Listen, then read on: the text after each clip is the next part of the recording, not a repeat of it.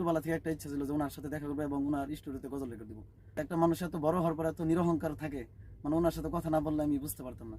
খুব ভালো। প্রিয় ছোট ভাইটা এসেছে ময়মনসিংহ শেরপুর থেকে, নালিতাবাড়ি থানা। মূলত আসছিল আমার সাথে দেখা করার জন্য। এখন আমার সাথে তার কোনো একটা বিষয় হয়তো ভালো লাগছে, যার জন্য এখন সে মানে এখানে নতুন করে আসে না। আচ্ছা, তোমাকে আমি একটা প্রশ্ন করি, তুমি তো প্রস্তুতি নিয়ে আসো না সঙ্গীত করার জন্য, তাহলে তুমি এখন কেমন রেকর্ড দিবা? কেমন রেকর্ড মানে ওনার সাথে কথা বলে খুব ভালো লাগে। যে আমার মনে হলো যে আমার যদি কোনো ভুল ত্রুটিও থাকে উনি আমার ধরাই দেবেন ইনশাআল্লাহ। এখন বলি বিশ্বাস ওনার ভিতরে যে সবার এখন এমন একটা চাহিদা হয়েছে যে ভাই আছে, আমি খালি কোন রকম ভাইয়ের কাছে যা মানে পৌঁছাইতে পারলেই হবে, এরকম, রাইট? জি ইনশাআল্লাহ সমস্যা নাই।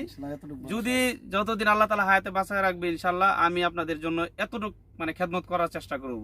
মানে এই অঙ্গনে আমি জানি মানুষের অনেক আবেগ প্লাস স্বপ্ন, আমি এটা যতদিন পারি যে মানে আসলে কি জানেন, যে একটা মানুষ এই যখন ছোট ভাইরা আসছে, ওই আমার অফিস থেকে বের হয়ে গেছে, আবার ব্যাক আসলো, ভাই আমি রেকর্ড দিব। তো সে কিন্তু কিছুক্ষণ আগেও তার আমি ভুলটা ধরাই দিছি, তোমার এটা ভুল হয়েছে। কিন্তু সে কেন আসলো? যে জানে যে তাহসিন ভাই আমাকে একটু সময় দিবে, প্লাস আমাকে ওই ভালোবাসাটা দিয়ে নিবে, এই শক্তিটা নিয়ে তো তুমি আসছো। ইনশাল্লাহ আপনারা অলওয়েজ আমার জন্য দোয়া করবেন, আমি আপনাদের জন্য দোয়া করি। নতুনদের জন্য শুভকামনা। এবং তাহসিন ভাই আসেন, মানে তোমার ভালো লাগার কারণটা কি?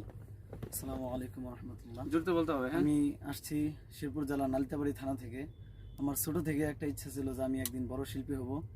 যে কোনো কারণে হয়তো আমি উঠতে পারি নাই। তারপরে আমি যখন ফোন কেনার পরে সবসময় যখন প্রথম ভিডিওটা আমি দেখি হাবিবুল্লাহ তাহসিন ভাই, তো ওনার ভিডিও দেখার পর আমার খুব ভালো লাগতো।